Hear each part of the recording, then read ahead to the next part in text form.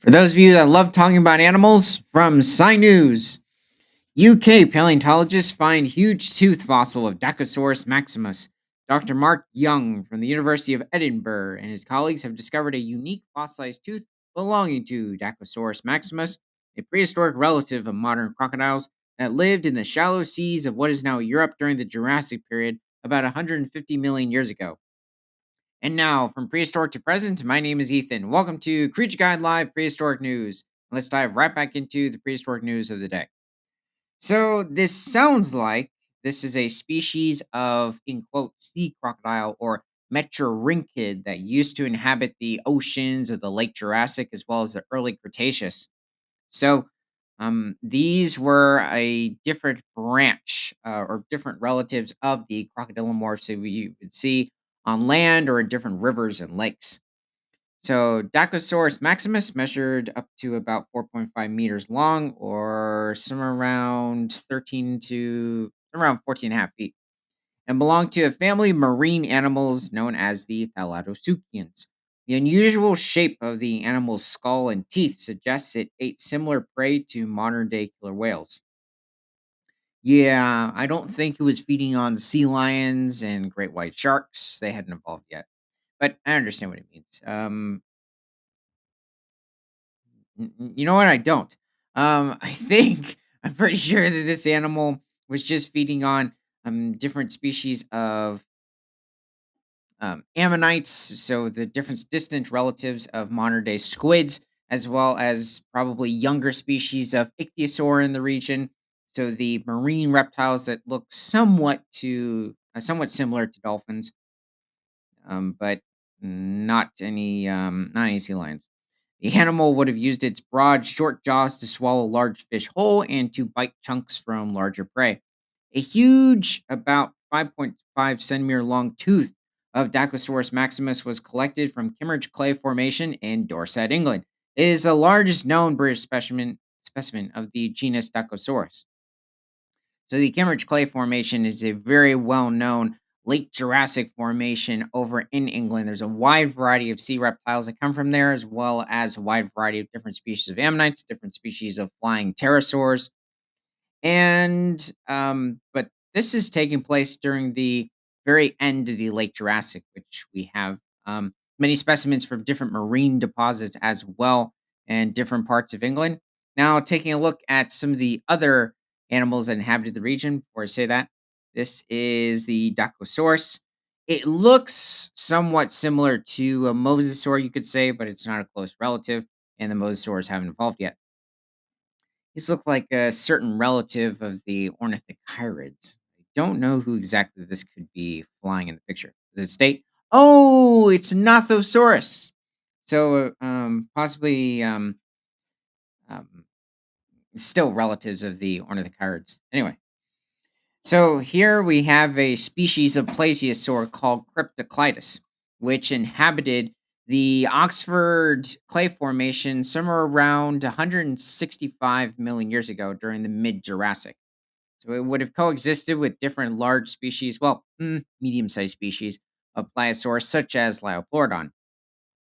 Cryptoclitus would have reached somewhere around 13 feet in length or around 4 meters and probably weighs somewhere around 1,600 pounds or a little over 750 kilograms. This individual is a bit off. It is immensely round and has a snake like tail. Maybe it's just been eating too much. Yeah, well, he should have a tail fluke at the very end of its tail, but obviously he's been feeding on a wide variety, or he's probably been scavenging the any dead ichthyosaurs with blubber. Considering we do have evidence for different species of ichthyosaur having blubber, like today's cetaceans or whales. So, now looking at the overall length and thickness of his neck, it's not bad for a Cryptoclitus. So, Cryptoclitis are members of the Cryptoclidinae lineage of plesiosaurs. And this lineage first evolved somewhere around 170 million years ago, and then would mysteriously go extinct at around 130 million years ago during the first 15 million years of the early Cretaceous period. It's a bit of a mystery as to why, considering A wide variety of the Plesiosauroidea lineage of sea reptiles would continue till the very end of the Cretaceous. Um, and when referring to the long necked plesiosaurs.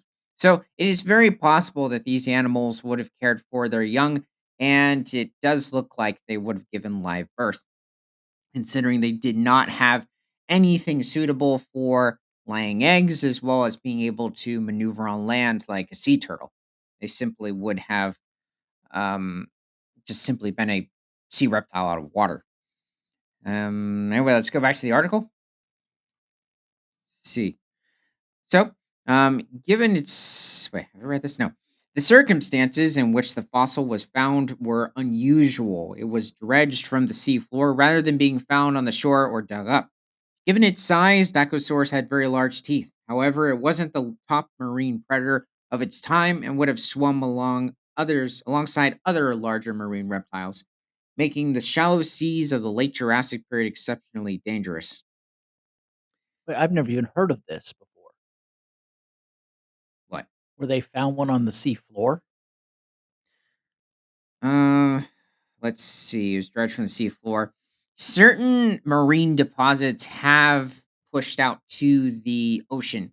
So it is very possible with this. I think it's also referring to not the Oxford clay formation, but the Cambridge clay formation, that they're finding different specimens just further out in the ocean. So this isn't too surprising. This has also happened in later deposits in time with animals such as megalodon. So, um, it just happened to I'm guessing the sediment just happened to erode, and now it's just exposed in No, that I region. just meant did somebody see it while they were, like, scuba diving? Um, it's uh, yes, but likely it was a paleontologist that was scuba diving, and they happened to come upon its teeth. Now, looking at some other animals that inhabited the coasts. So this is a member of the Pterodactyloidea lineage of pterosaurs, which is a huge lineage that would branch off to several families, and more specifically, a member of the Tachasmatidae lineage of pterosaurs. So they first evolved somewhere around 170 million years ago, and then would mysteriously go extinct around 105 million years ago, towards the very end of the early Cretaceous. This is Pterodastro.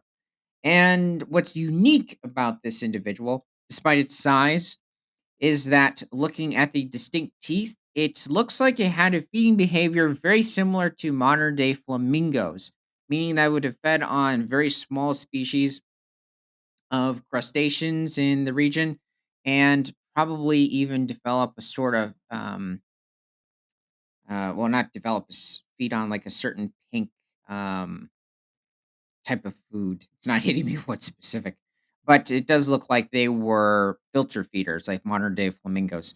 So this pterosaur could reach over 10 feet in length, around 3 meters, and probably weigh not much more than 20 pounds or a little over 8 kilograms.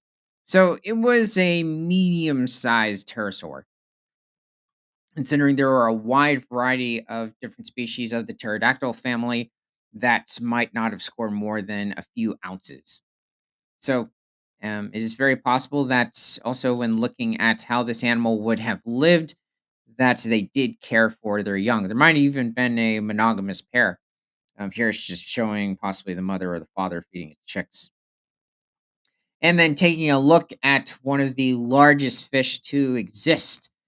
This is lead zichthies, which inhabited the coast of England, France, even other parts of North America somewhere around 160 million years ago, and it could reach over 49 feet in length and probably weigh somewhere around 54 tons.